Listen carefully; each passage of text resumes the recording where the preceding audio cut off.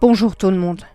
Je tenais à m'exprimer envers vous avant que vous découvriez cette nouvelle vidéo, car elle contient des histoires parlant d'un sujet qui me tient particulièrement à cœur, celui de la cause animale. Les sociétés évoquées en fin de vidéo se sont montrées coupables de plusieurs malversations envers une communauté d'animaux, l'exploitant de manière honteuse, lui faisant subir des sévices monstrueux et multipliant les mensonges pour tenter de justifier ces actes inqualifiables. Je ne pouvais pas rester sans rien dire sur tout ça. Et c'est pour cette raison que je tenais à faire cette dénonciation, où toute ma colère, et même plus encore, se fera ressentir à son écoute. Bien évidemment, je mettrai des preuves de tout ce que j'avance. Elles seront toutes mises en barre d'infos. Vous n'aurez qu'à dérouler et regarder. Je vous demanderai à ce titre de rester jusqu'au bout de celle-ci, pour plus de détails sur les actes perpétués par les sociétés évoquées. Je compte sur vous pour partager en masse cette vidéo, afin d'alerter sur les conditions subies par les animaux indiquées dans son contenu, sans oublier de liker et actionner la cloche. Même si vous ne le faites pas pour mon histoire, ça je m'en fous, mais c'est surtout sur le message que je veux faire véhiculer à travers celle-ci. Car si j'arrive à toucher des personnes, déjà ça pour moi sera une victoire. En vous remerciant de votre attention, je vous laisse maintenant découvrir cette histoire. Et surtout, ne partez pas avant la fin du message. Encore merci et bon visionnage. Salut, je m'appelle Kelly. Je suis biologiste marin depuis maintenant pas mal d'années. Je me focalise essentiellement sur les requins et les orques, que je trouve juste magnifiques. J'étudie leur comportement, mais en ayant toujours à l'esprit de ne pas les déranger, ni les effrayer. Ce n'est absolument pas ce que nous souhaitons. On le fait toujours dans le respect de l'animal. Je forme un gars, Mike, qui a 21 ans, lui aussi souhaitant faire son métier. Pour le moment, nous nous concentrons sur les orques, des animaux majestueux à mes yeux. Petites explications sur leur vie, leur comportement, pour mieux les connaître. L'orque est un animal marin qui vit dans les eaux froides à proximité des côtes. Ces populations sont composées de plusieurs familles matriarcales. Le bébé orque est nourri par sa mère jusqu'à l'âge d'1 an et reste à ses côtés tout au long de sa vie. Dans la nature, les mâles peuvent atteindre l'âge de 60 à 70 ans et les femelles l'âge de 80 à 90 ans, voire parfois plus. Les orques femelles commencent à mûrir vers l'âge de 10 ans et atteignent leur pic de fertilité vers 20 ans. Une orque peut nager 160 km par jour, que ce soit pour chasser, s'amuser et se sociabiliser. Les femelles peuvent se reproduire jusqu'à l'âge de 40 ans. Les orques font donc partie des rares animaux qui connaissent la ménopause. Elles vivent pendant des décennies après avoir terminé leur reproduction. Pour éviter la consanguinité, les mâles s'accouplent avec les femelles d'autres groupes. La durée de gestation varie de 15 à 18 mois. Les mères mettent généralement bas un seul petit tous les 5 ans environ. Elles mesurent généralement environ 6 mètres de long et pesent entre 4 et 6 tonnes. Les orques sont très intelligentes et sociales. Elles utilisent des vocalises pour communiquer entre elles. Chaque groupe de famille a son propre dialecte et utilise différents sons écrits. Ces dialectes distincts permettent d'identifier des familles spécifiques d'orques et leur culture. Je vous laisse apprécier les différentes vocalises des orques pour que la vidéo soit plus complète et compréhensive possible. Vocalise orque numéro 1.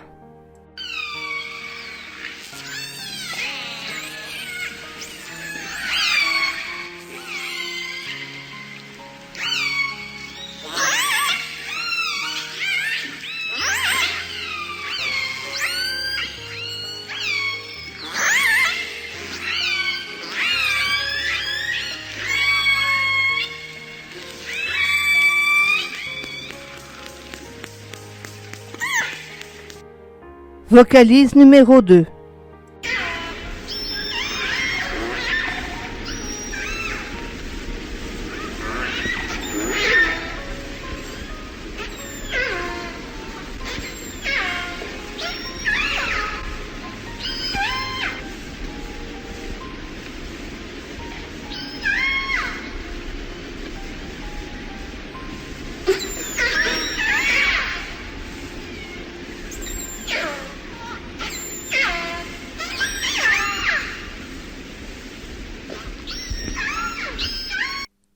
Vocalise numéro 3.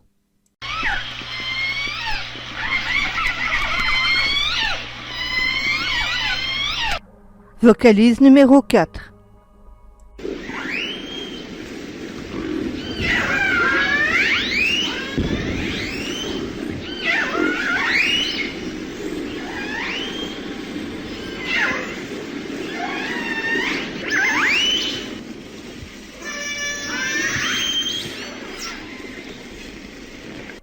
Vocalise numéro 5.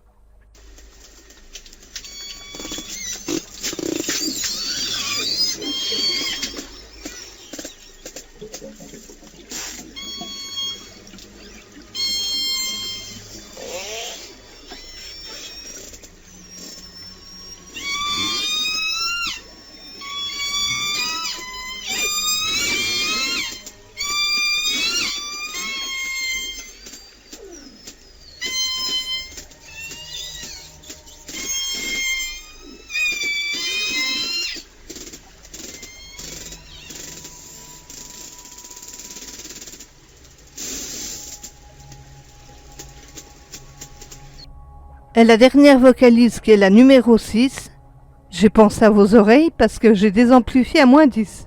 Sinon, je vous explosais les tympans.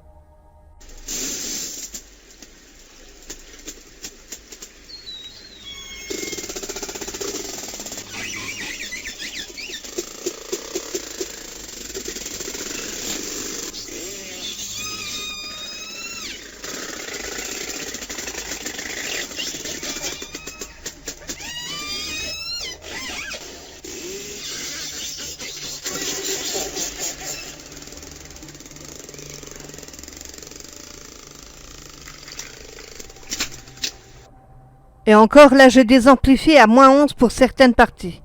Bon, reprenons l'histoire maintenant. L'orque est aussi une excellente chasseuse. Elle coordonne leur stratégie de chasse. Elle est une grande prédatrice des mers, régnant au sommet de la chaîne alimentaire, dont la vitesse peut atteindre les 55 km/h. Elle domine les océans. Elle se nourrit aussi bien de poissons que de mammifères marins.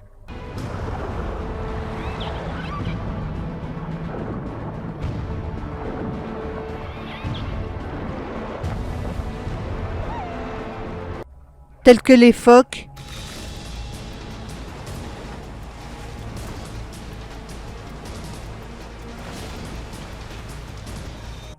les morses, les baleines, les dauphins et même les requins. L'orque qui chasse généralement par groupe de 5 à 15 individus développe des techniques de chasse différentes en fonction des animaux qu'elles attaquent. Quand un groupe s'attaque à un dauphin, elles peuvent le poursuivre pendant des heures, jusqu'à épuisement. Afin de chasser les jeunes phoques, une orque rôde le long du rivage, tandis qu'une autre s'élance sur la rive en prenant soin de dissimuler sa nageoire dorsale. Une technique appelée l'échouage volontaire. Pour certains de ces phoques, le voyage s'achèvera à peine commencé dans un claquement de mâchoires géantes. En chassant les poissons, les orques agissent en meute, se déplaçant en douceur, en maintenant leur formation à une vitesse de 5 km/h. Au cours du processus, les orques deviennent étonnamment silencieuses, et l'attaque est si bien coordonnée que chaque prédateur sait exactement ce qu'il doit faire. En conséquence, les orques conduisent le poisson vers le rivage, ou les entourant de tous côtés, et les forcent à se rassembler en banc. Après quoi elles plongent à tour de rôle dans le banc et assomment leur proie à coups de queue. Une telle constance dans l'action n'est pas surprenante, car les parents apprennent à leurs petits à chasser dès leur plus jeune âge. L'orque est l'une des rares espèces qui transmet ses techniques de chasse très sophistiquées aux générations suivantes. Les orques femelles enseignent l'échouage volontaire à des groupes de jeunes orques, un apprentissage qui peut durer 20 ans. Elles chassent aussi couramment de petites proies, sur lesquelles les jeunes orques s'entraînent en les projetant dans les airs afin de les tuer. Malgré sa réputation de baleine tueuse, l'orque sauvage n'est pas considérée comme une menace pour l'homme. Elle se laisse facilement approcher par l'être humain. Maintenant, revenons à notre histoire. Je dois faire une plongée pour vérifier l'état des fonds marins.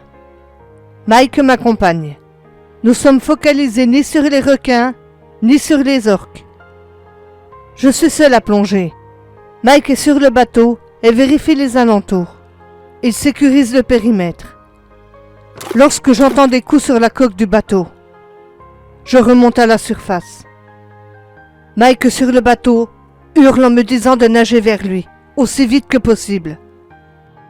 Kelly, nage vers moi, vite, dépêche-toi. Un requin arrive droit sur toi. Allez, nage, ma grande. Il me dit qu'un requin arrive droit sur moi. Au début, je pense à une blague, mais il n'en est rien. Je suis suivi par un Carcharodon carcharias, c'est-à-dire un grand requin blanc. En mettant la tête sous l'eau pour évaluer la taille de l'animal, je m'aperçois que celui-ci fait au moins 6 mètres de long. Et vu la gueule, je dirais que son rayon de morsure fait plus de 90 cm. La peur au ventre, je nage comme une dingue pour échapper au prédateur. Un animal que je connais très bien, pour avoir étudié son comportement. Mais il est dans son élément, moi non. Ce qui fait qu'il se rapproche très vite de moi. Mike hurle en me disant de nager plus vite. Ce que je fis, mais je n'arrive pas à le distancer. Oh non, nage plus vite, je t'en prie, fais vite, nage. Sans compter que je suis terrorisé, car je sais qu'un requin nage plus rapidement qu'un humain. Et cela ralentit ma progression. En me retournant, je vois son aileron énorme me rattraper. Et je ne peux rien faire de plus. Peu de temps après, il est en dessous de moi. Or, je sais que c'est comme ça qu'il attrape ses proies. Je priais tout en continuant de nager, me rendant vite compte que je ne pourrais pas arriver jusqu'au bateau. J'attendais l'attaque inévitable qui me serait fatale. Quand tout à coup j'ai vu le requin se faire projeter en l'air. Au début, je pensais qu'il avait sauté de lui-même pour m'avoir.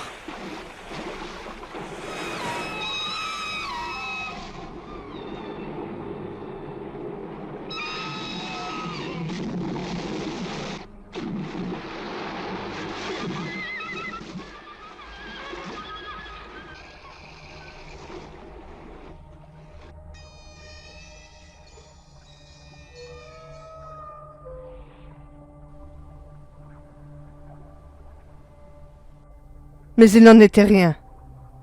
Je me suis rapproché du bateau. C'est là que Mike me demanda. Mais qu'est-ce qui a bien pu faire ça? Un seul animal au monde en est capable. Les polars.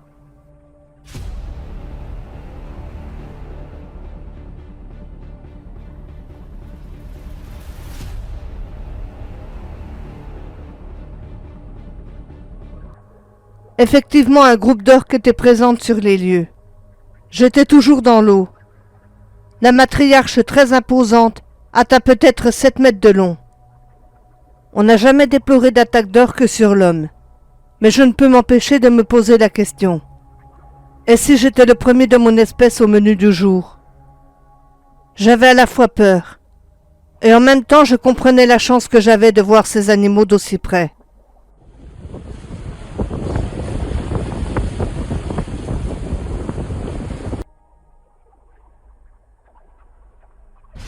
La femelle s'approcha de moi.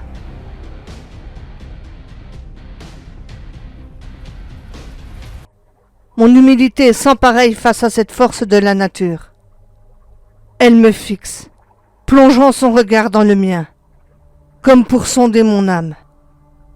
L'un de ses petits était emmêlé dans un filet de pêche. Je me sentais redevable envers cet animal qui venait de me sauver la vie. Le petit s'approche de moi. Nos regards se croisent, mais je n'ose le toucher. En retournant vers sa mère, celle-ci le pousse avec son museau jusqu'à moi. Le groupe d'orques restait à mes côtés. Mais j'avais compris. Elle m'avait donné l'opportunité d'intervenir pour sauver son petit. J'ai alors pris délicatement mon couteau, puis je coupe le filet qui entravait le corps de son bébé. J'y vais doucement pour ne pas le blesser. Celui-ci, voyant que je le délivre, commence à jouer avec moi, me donnant des petits coups de museau sur le corps. Je le caresse tendrement. Ça a pris plus d'une vingtaine de minutes pour la libération complète du petit. Il joue avec moi. Je le caresse. Je me sens tellement privilégié de vivre ces instants d'amour inconditionnel. Puis la matriarche approcha son museau de moi. Cette fois, j'ose la caresser. C'est un moment tellement fort en émotion pour moi. Elle me met un léger petit coup de museau sur le visage, comme pour me remercier. Je suis complètement fasciné par cette rencontre. Puis les orques sont repartis au large, nous offrant un spectacle inoubliable. Elles sautaient en nous saluant avec leur queue. Je suis remonté à bord du bateau, puis je les ai regardés s'éloigner. Ce que je venais de vivre allait rester gravé à tout jamais dans ma mémoire.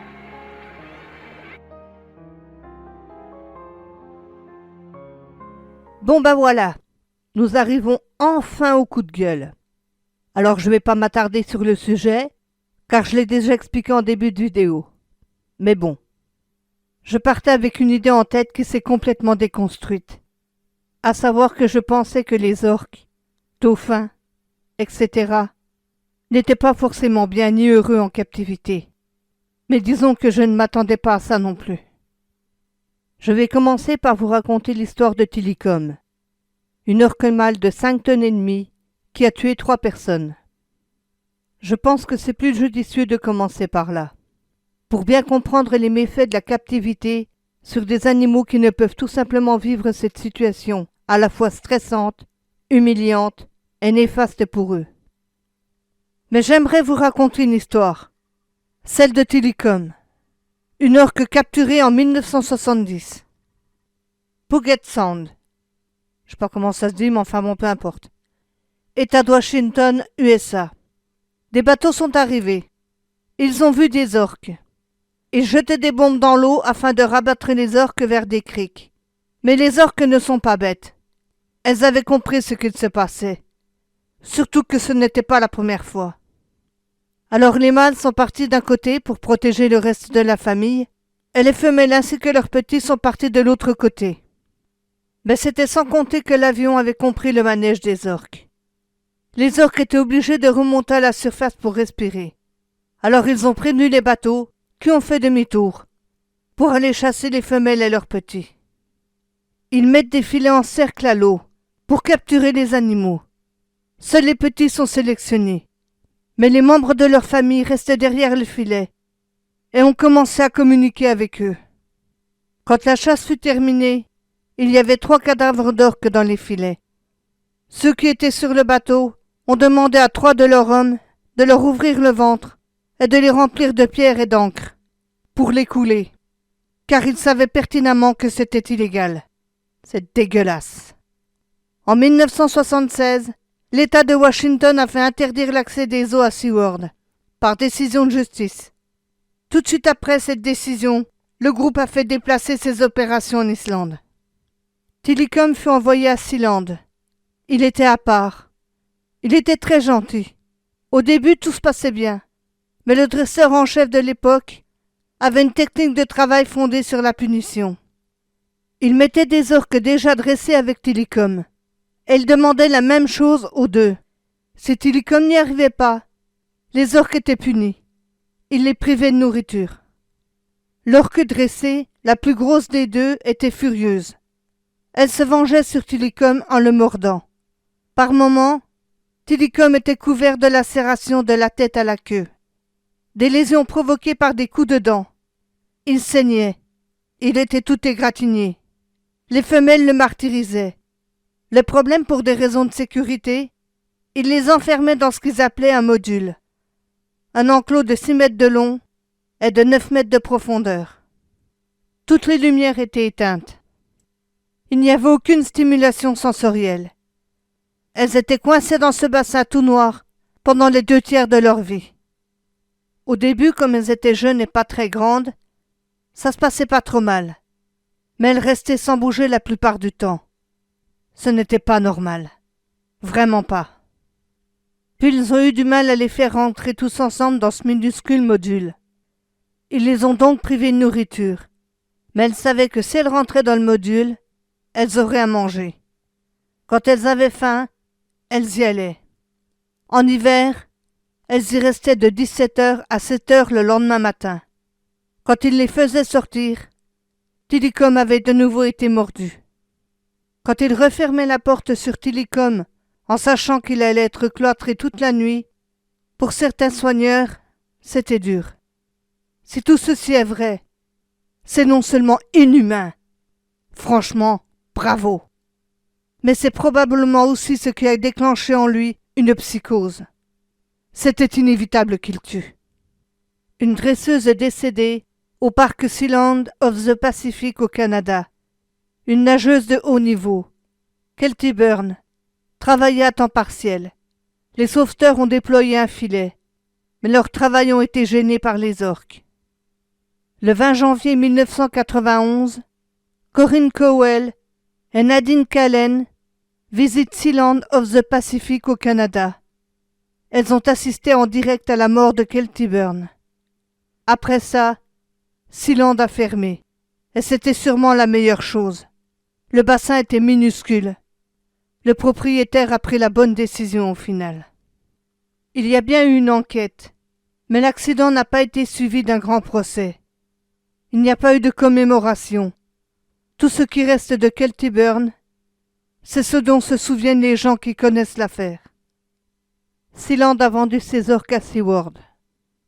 Steve Dunn, le PDG de Munchkins, propose à SeaWorld $1 million en échange de Tilikum, afin qu'il soit placé dans un sanctuaire marin et puisse retrouver l'océan. Mais SeaWorld refuse l'offre. Tilikum est arrivé à SeaWorld en 1992. Il était 2 fois plus gros que toutes les autres. Il pesait 5,5 tonnes.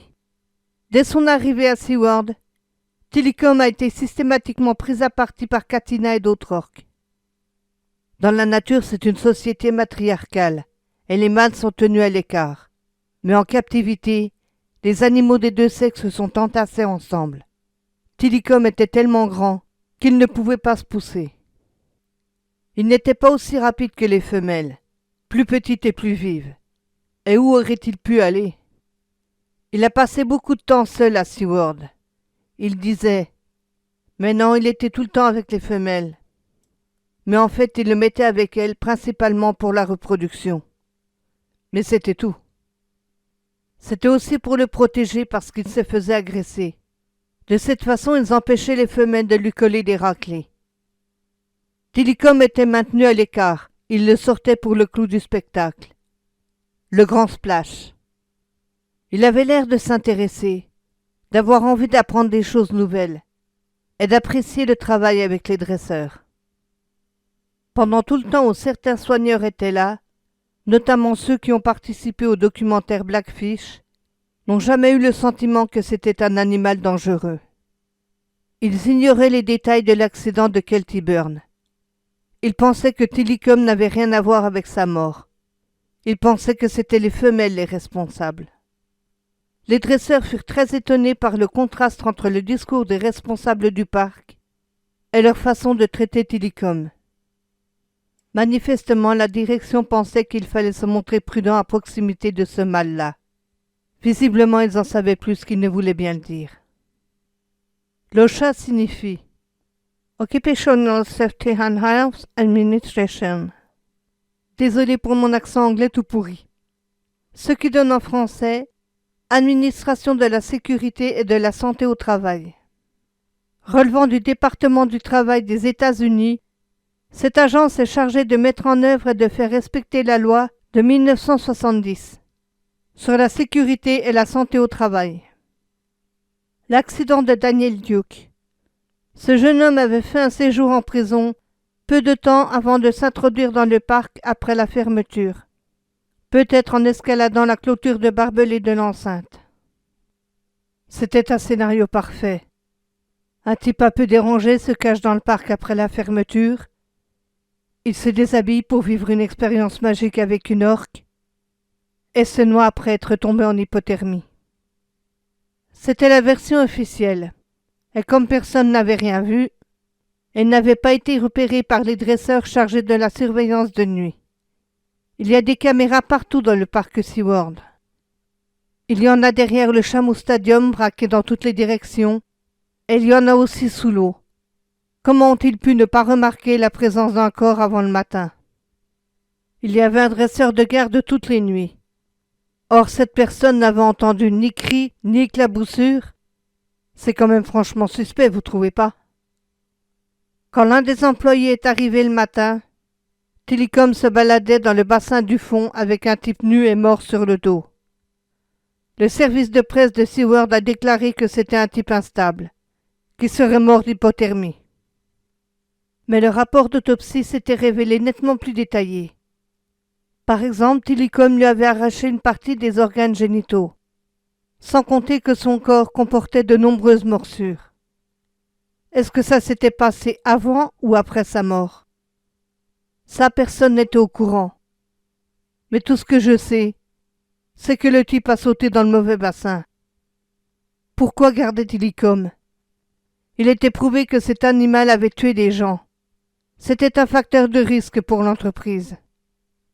Pourquoi le garder? La réponse est simple. Parce que son sperme valait beaucoup d'argent. Au fil des années, Tillicum était devenu l'un des principaux mâles reproducteurs de SeaWorld. De cette manière, les gens du parc pouvaient inséminer le plus grand nombre de femelles. Tillicum était en sorte une banque de sperme.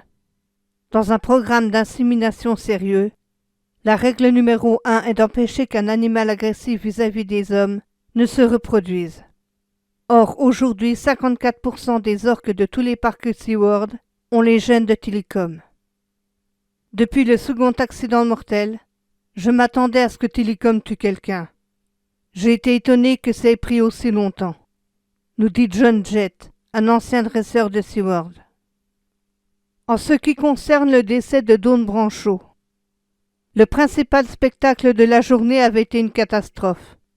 Certaines orques se pourchassaient. Et finalement, les dresseurs ont décidé d'arrêter la représentation, car les orques étaient devenus incontrôlables.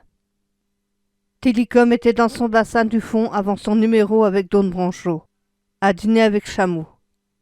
Dawn avait sûrement vu le précédent spectacle, et forcément la pression était plus forte. Quand on regarde la vidéo en entier comme je l'ai fait, on remarque que Tillicum est parfaitement concentré. Dawn lui demande de faire 2 exercices différents, et à chaque fois il s'exécute parfaitement. Le moment où ça dérape, c'est quand il fait le tour du bassin en saluant avec sa nageoire pectorale. Puis elle donne un coup de sifflet, auquel Tillicum ne répond pas.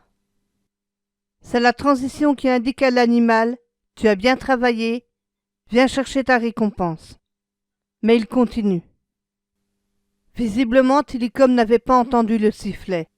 Quand il revient après avoir fait son exercice parfaitement, il est accueilli par ce qu'ils appellent une réponse neutre de 3 secondes. Une façon de dire à l'animal « Tu n'as pas travaillé correctement, pas de récompense ». Dans la vidéo, on voit aussi que Dawn commence à manquer de poissons. Les animaux le savent bien. Ils entendent le bruit de la glace et de l'eau contre le métal. De plus, la ration qu'il leur donne est de plus en plus maigre. Ça veut dire qu'on arrive à la fin du spectacle. Entre le début et la fin de la vidéo, le comportement de Tillicum était très net. Il n'était plus du tout concentré. Le seau était vide. Elle continuait de lui demander de faire des exercices. Et il n'était pas récompensé quand il travaillait bien. À la fin, il en avait sûrement eu marre. Ensuite, elle avait fait le tour du bassin G et il l'avait suivi. Elle était descendue jusqu'à une plateforme rocheuse pour ce qu'ils appellent un numéro relationnel. C'était une séance de détente où elle caressait l'animal. Tilikum l'avait attrapé par l'avant-bras gauche et avait commencé à tirer. Puis l'avait tourné sur lui-même et l'avait entraîné sous l'eau. Au départ, c'était peut-être un jeu. Toujours est-il que ça a dégénéré en un comportement extrêmement violent. À la fin, il ne jouait plus du tout. Il l'a mise en pièces. Le rapport d'autopsie de Dawn Brancheau est effrayant. Arrachement, lacération, abrasion, fracture accompagnée d'hémorragie, traumatisme sur l'ensemble du corps et des extrémités. L'avocat de l'OSHA a demandé à Dave Dufus, témoin expert de l'OSHA, spécialiste des baleines, ce qu'ils avaient appris toutes ces années. Dave Dufus était là au tribunal, le dossier de Kelty Byrne dans une main et celui de Dawn Brancheau dans l'autre. Près de 20 ans séparaient ces deux accidents. En regardant ces dossiers, il a répondu « On n'a rien appris. Vraiment rien. La preuve, ça s'est reproduit à 20 ans d'intervalle. » Au début, Seward a déclaré qu'une dresseuse avait glissé, était tombée à l'eau, puis avait été noyée. Ça a été la première version. Voyant que les témoins oculaires ne concordaient pas avec ça, les responsables se sont réunis pour trouver autre chose. Seward a confirmé que l'orque avait entraîné la dresseuse sous l'eau. Celle-ci n'était pas tombée comme ça avait été dit au début. Nouvelle version, nouvelle connerie. Tilikum a attrapé sa queue de cheval. C'était une façon subtile de rejeter la faute sur Dawn. Elle n'aurait pas dû s'attacher les cheveux en queue de cheval. Mais c'est de pire en pire, hein. Comment ont-ils osé dire que c'était de sa faute? Quel manque de respect de l'accusée, alors qu'elle n'était plus là pour se défendre. Malheureusement, c'est une technique bien connue de ces parcs, pour rejeter la faute sur leur dresseur. Et c'est franchement dégueulasse. L'entreprise a tout intérêt à nous imposer sa version des faits. Il faut que les orques continuent d'apparaître comme de grosses peluches inoffensives. C'est ce qui fait vendre des poupées chameaux et des billets d'entrée. C'est pour ça que Seward va s'en tenir aussi longtemps que possible à cette interprétation. Christopher Porter, ancien dresseur de Seward qui a travaillé avec Tilikum, dit « Il y avait quelque chose qui clochait chez Tilikum.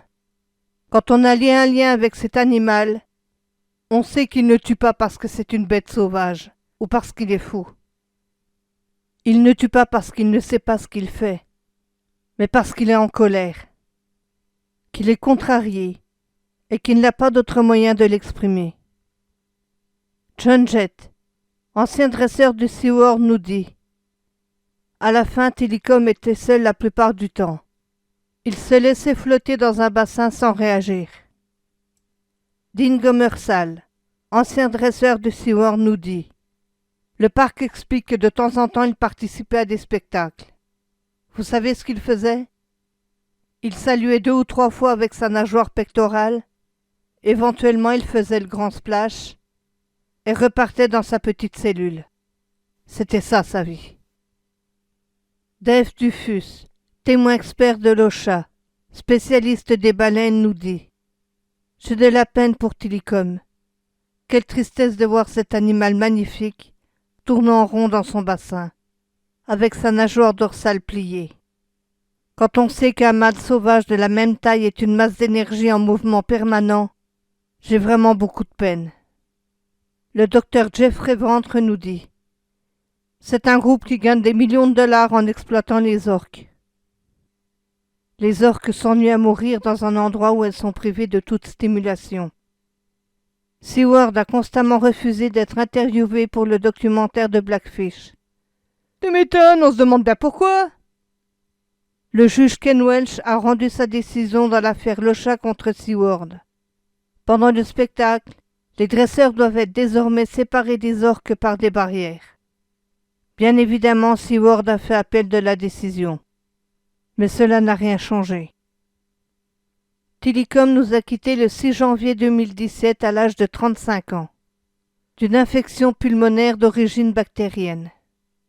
Décédé dans ce que j'appelle un mouroir à ciel ouvert. Comme parmi tant d'autres animaux, aussi exploité pour de l'argent.